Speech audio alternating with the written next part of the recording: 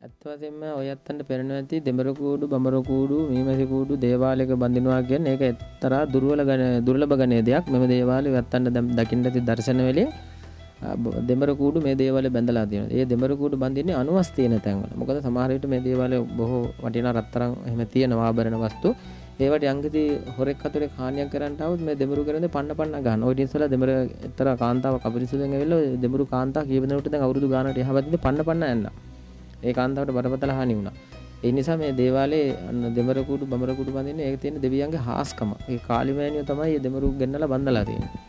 ඒක ඔය ඇත්තන්ට දැන් රූපරාම දකින්න ඇති. ඒක දුර්ලභ ගණයේ දෙයක්. ඔය ඇත්තොම වටහා ගන්නම පහන් වල බඳින්නේ නැහැනේ සාමාන්‍ය දෙමර කුඩු බඳින විශාල ඈත අග්ගේ අත්තුහල අග්ගේ. නමුත් අපි දේවාලේ බඳලා තියෙන පහන් වල පාත. ඒක කාලිමෑණියන්ගේ බලය. ඒ බලයේ තියෙන තැන් වල හැප්පිලා තමයි අර පව්කාරු විනාශ වෙලා ගියේ. ඒ නිසා මහ ජනතාව ඔය ඇත්තොන්ට කියන්න තියෙන ඔය ඇත්තෝ මේක තෝරුම් බේරුම් ගන්නට දෙමර බඳින්නේ ඇයි කියන හාස්කම් වල තමයි ඒවා බඳින්නේ. ඒ වගේ මහ ජනතාවට කියන්න ඕන පහුගිය කාලේ මට ඔය බොරු කියන රේඩියෝ channel එකෙන් උපහාස බොරු චෝදනා ප්‍රචාර කරනකොට ඒක අර ලැබු ගින්න වගේ ප්‍රචාර වෙලා ගියා. දැන් බලන්න කැලේකට ගින්නට තිබ්බොත් ලැබු ගිනි අවිලෙන්නේ කර වෙච්චි කොළරොඩු තියෙනකම් පමණයි. ඒ වගේම කැසිලි කසල කුණු ගොඩවල් තියෙන තැන්වල ලැබුගිනි හට ගන්නවා. ලැබුගින්න කියන්නේ එකපාරට ඇවිල්ලා එකපාර නිවෙන දෙයක්. ඒ වගේ තමයි මටත් ඔය පහුගිය කාලේ ඔය බොරු කියන රේඩියෝෙන් මඩ ගහපු පස්සේ ලැබුගිනි වගේ පැතිරිලා ගියා. නමුත් මිනිස්සු දැනගන්න ඕන යම්කිසි දෙයක් කිව්ව තරමට මේක ඇත්තක්ද නැද්ද කියලා මිනිස්සු උපස්ථාවෙන් බලන්න කියලා බුදුහාමුදුරුවෝ දේශනා කරලා තියෙනවා. ඒ වගේ තමයි දෙමරු ඇවිස්සෙන්නේත් එහෙම තමයි.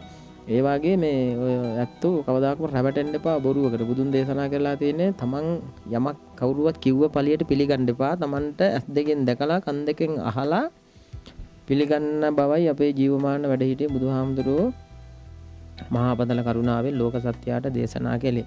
ඒ නිසා බුදු වචනේ අහලා මිනිස්සු අද ජීවත් වෙනවන කවදාකවත් මේ රටවල් පරිහානියට අදපත් වෙන්නේ නැහැ. ඒ නිසා ලැබුගින්න බොරුව ලැබුගින්න වගේ පැතිරෙනවා සත්‍ය හත්තියක්. මංගල හත්තිරාජා පාර යනකොට කොච්චර පාරේ ඉන්න හොරි කැඩ බල්ලෝ බුරනවද? නමුත් මංගල හත්තිරාජා හැරෙන්නේ නැහැ. මංගල අත්තියා කෙලින් යනවනේ හොරි කැඩ බල්ලෝ ඉතින් බුර අලියා ළඟට යනවා බල්ලා දුවනවා. අලියා ළඟට යනවා බල්ලා දුවනවා. ඒකෙන් ඒ වගේ තමයි ඔය අනුන්ට මඩ ගහන පව් කවුරුත් දැන් ඒ වගේ බල්ලෝ තමයි. සත්‍යයත් එක්ක පොරබදන්න බෑනේ. ඒ නිසා මේ ලැබුගිනි වගේ බොරුව පැතිරෙනවා සත්‍ය හිමින් කියලා ඉතින් ජය ගන්නවා. ඉතින් ඒ වගේ තමයි මම අද ජය අරන් තිනවා.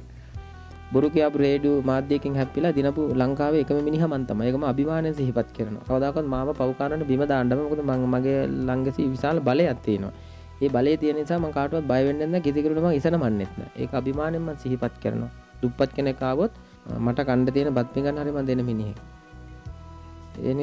ඒ නිසා ඒ වාගේ බල තියෙන තැන්වල හැප්පිලා තමයි අද මේ පව්කාරවලට රේඩියෝ channel එකකට වෙච්ච දෙයක් නැති බව අභිමානෙන් කියනවා. ඒකට මම සතුටු වෙනවාද මම දිනාපු එක. ඒ වගේම තවත් දෙයක් කියන්න ඕන පව්කාර මිනිහාට කෙනෙක් දෙන දෙයක් දැකලා සතුටු වෙන්න බෑ.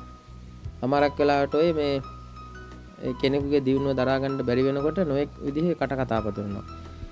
මටත් ඒ වගේ කට කතා පතුරන්නේ ඔය සමහරක් වෙලාවට හිඟා ගන්න අහුලං කරන දේවාලකරුවෝ ඉන්නවා. අනුන්ට බොරු කියලා හානලියක් හොයාගෙන එතෙන්ට යන්නේ නැතිකොට මඩ පචාර අරිනවා. ඉතින් අපි බොරු කියලා නෙවෙයි මේ දිනුනේ. සමහරක් ඉන්නවා මෝඩ මිනිස්සු. අපේ මේ ලංකාවේ ඉන්නවා නැතම් මෝඩ මිනිස්සු කවුරු හරි මොනවා හරි දෙයක් ඇවිල්ලා කිව්වා නම් ඒකට රැවටෙනවා. දැන් බලන්න අර පහුගිය කාලේ ඉන්දියාවෙන් ආවා සායි ජිම් කියලා.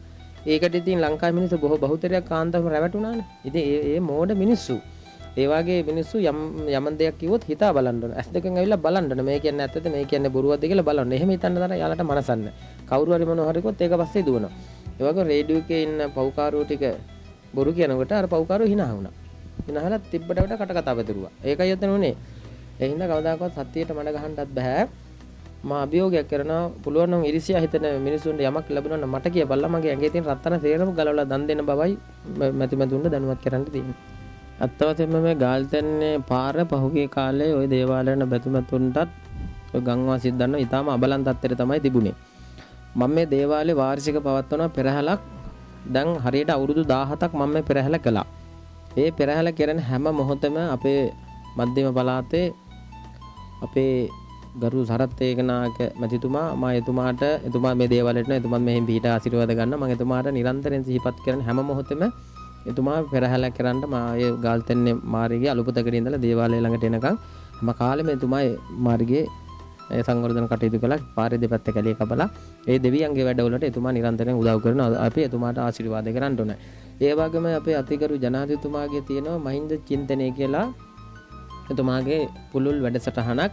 ඒ වැඩසටහන අතරේ එතුමාගේ අවධානය යොමු කරලා තියෙනවා විශේෂයෙන්ම මාර්ග පද්ධතිය පුළුල් කිරීම වැඩපිළිවෙලක්.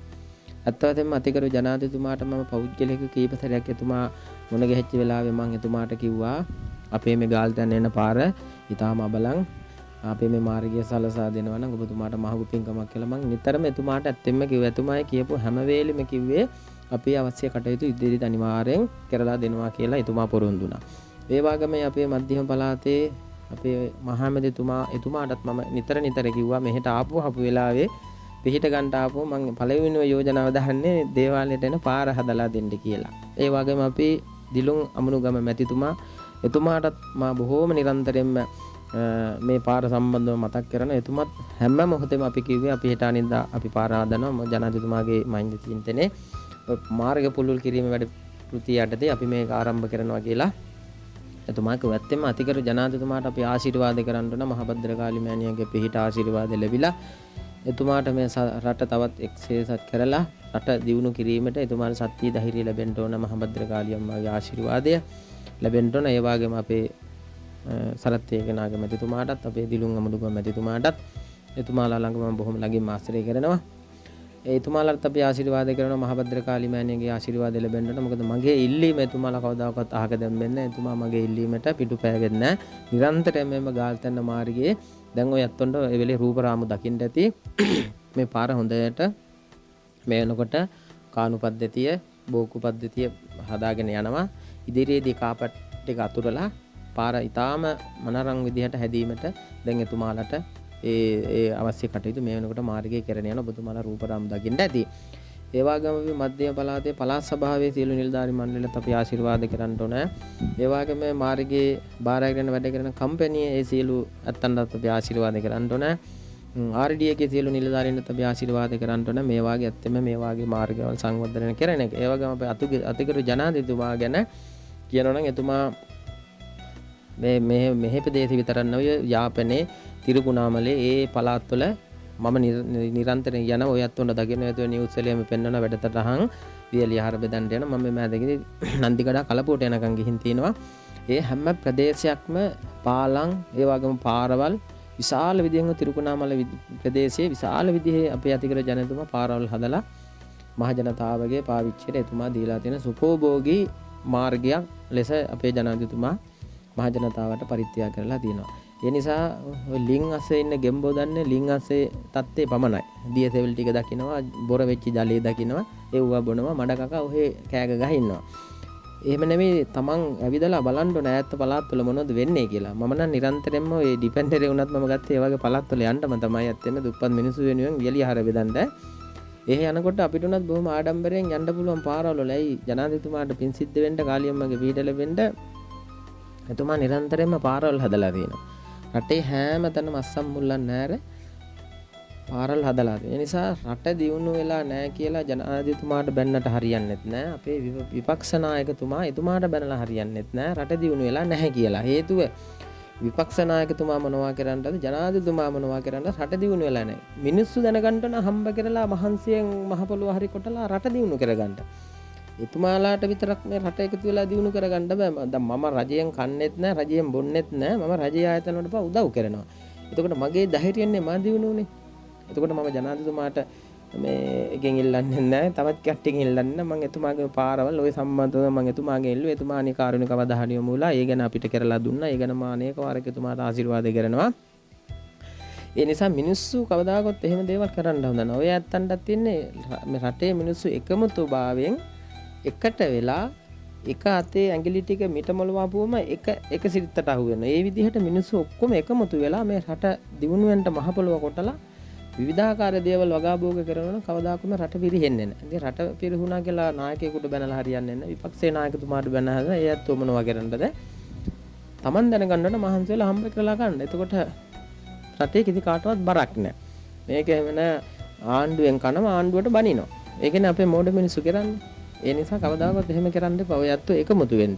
එකමුතු වෙලා රට සංවර්ධනය කර ගැනීමට අපේ අතිගරු ජනාධිපතිතුමාට අත හිත දීලා හැම ඔක්කොම එක අම්මලාගේ දරුවෝ වගේ කියලා හොඳ ගමනක් යන්න පුළුවන් අපේ මිනිස්සු එකමුතු වෙනවා නම්. එහෙම අපේ මිනිස්සු එකතු වෙන්නේ නැහැ. මිනිසුන්ගේ තියෙන එක කනවට එක ඉරිසියයි.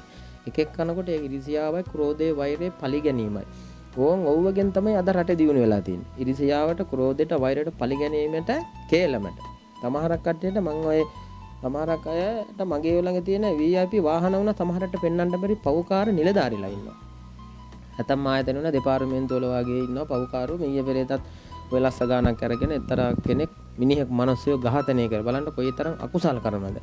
මිනිස්සු මරනවා සල්ලි ගන්නවා. ඉතින් ඒ වගේ පවුකාරෝ අපිව සමාජ සේවා කරනවටත් පෙනෙන්න බෑ. මම එක කවුරු හරි ගිහිල්ලා බැස්සොත් ඒ මහනවා කොහෙන්ද යන්නන්ගේ කොහෙන්ද බැස්සේ කොතනින්ද ගත්තේ කොහෙන්ද දුන්නේ ඔය විදිහට අහන පවුකාරෝ මේ නුවර ප්‍රදේශෙත් ඉන්නවා. උන්ට කවදාකවත් හරියන්නේ නැහැ. දිනපතාම පිරිහෙනවා. ආණ්ඩුවෙන් කරන ආණ්ඩුවට බයිනවා. ඒ නිසා කවදාකවත් මිනිස්සුන් නොදන්න අපි අතිගරු ජනාධිපතිතුමාට අපි ආශිර්වාද කරනවා. ඇත්තම මේ පාරවල් හදලා රට සංවර්ධනය කරන්න එතුමාට ශක්තිය ධෛර්යය ලැබිලා භද්‍රකාලී අම්මගේ දළදා සමිති පීඨ ආශිර්වාද ලැබෙන්න ඕන කියලා අපි ආශිර්වාද කරනවා. ඒ වගේම අපේ අස්ගිරි මහානායක අපේ පින්වත් අතිගරු පූජනීය වන්දනීය වූ ගෞරවනීය වූ මහානායක හිමිපාණන් වහන්සේටත් ඒ වගේ මල්ලතු පාරිසරික මහානායක හිමිපාණන් වහන්සේලාට අපි ආශිර්වාද කරන චිරජීවී සම්බුද්ධ ශාසනය චිරහත් කාලයක් සම්බුද්ධ ශාසනය කටයුතු කරගෙන ගිහිල්ලා එතුමා උන්වහන්සේලාගේ දීර්ඝායුෂ ලැබෙලා කාලියම්මාලාගේ පිහිට ලැබිලා සියලු දෙවියන්ගේ රැකවරණ ලැබෙන්න අතිකරු මහානායක ස්වාමින් වහන්සේලාට අපි ආශිර්වාද කරනවා. ඒ වගේම අනිත් ස්වාමින් වහන්සේලාටත් අතිකරු ජනාධිපතිතුමාටත් අපි ආශිර්වාද කරනවා කාලියම්මාගේ පිරින් තුරුණුවන්ගේ සරණෙන් එතුමා රට ධෛර්ය ශක්තිය ලැබිලා තවත් මේ වාගේ පාරවල් හදලා සංවර්ධනය කිරීමට ශක්තිය ධෛර්ය ලැබේවා කියලා අපි ආශිර්වාද කරන අතර ලක්ෂ ජනතාවටත් තුරුණුවන්ගේ ආශිර්වාදය කාලියම්මගේ පිහිට ලැබේවා කියලා හදවතින්ම ආශිර්වාද කරනවා.